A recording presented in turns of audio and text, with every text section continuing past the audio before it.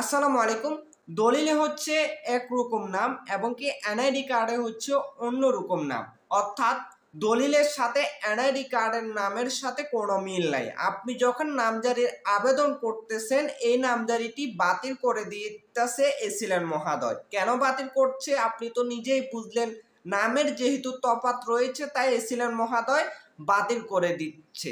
আপনাকে বেশি টাকা দিয়ে নামজারি করা লাগবে না, একটু কষ্ট করুন, আপনি একটি প্রত্যয়ন সংগ্রহ করুন আর এই নামজারিটি করে ফেলুন। কিভাবে প্রত্যয়ন নেবেন, কি কাজ করতে হবে, আপনি যখন দেখবেন এই সমস্যাটা আপনার আছে, তাহলে আপনাকে ইউনিয়ন পরিষদ থেকে, আপনি যদি ইউনিয়নের বাসিন্দা হয়ে থাকেন তাহলে একজন চেয়ারম্যানের মাধ্যমে একটি প্রত্যয়ন সংগ্রহ করবেন। প্রত্যয়নে লেখা থাকবে, ধরেন ফারজানা আক্তার দলিলে আছে আর এনআইডি কার্ডে আছে ফারজানা খাতুন। এখন আপনি এমন একটি প্রত্যয়ন নেবেন, ফারজানা আক্তার ওরফে ফারজানা খাতুন একই ব্যক্তি, এই মর্মে একটি প্রত্যয়ন নেবেন ইউনিয়ন পরিষদ থেকে, অর্থাৎ চেয়ারম্যান মহোদয়ের কাছ থেকে। এখন আপনি যদি সিটি কর্পোরেশনের বাসিন্দা হয়ে থাকেন তাহলে আপনি সিটি কর্পোরেশন থেকে একটি প্রত্যয়ন গ্রহণ করে নেবেন।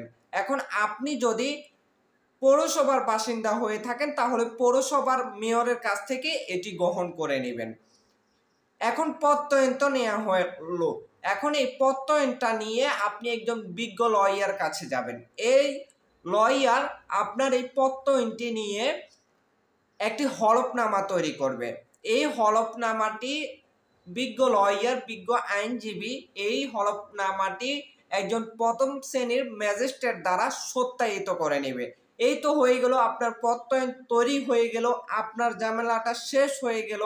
আপনি এই প্রত্যয়নটি নিয়ে আপনার নামজারির আবেদনে যখনই আবেদন করবেন এটি সাবমিট করে দেবেন, আপনার নামজারিটি হয়ে যাবে, কোনো বাড়তি টাকা দেওয়ার প্রয়োজন হচ্ছে না। এরকম আরও নিত্য নতুন ভিডিও পেতে আমার পেজটি ফলো করে দেন, আমার চ্যানেলটি সাবস্ক্রাইব করে দেন, আর ভিডিওটি যদি আপনার একটু পরিমাণ যদি উপকার হয়ে থাকে তাহলে ভিডিওটা শেয়ার করে দেন। আসসালামু আলাইকুম, দেখা হবে পরবর্তী কোনো ভিডিও।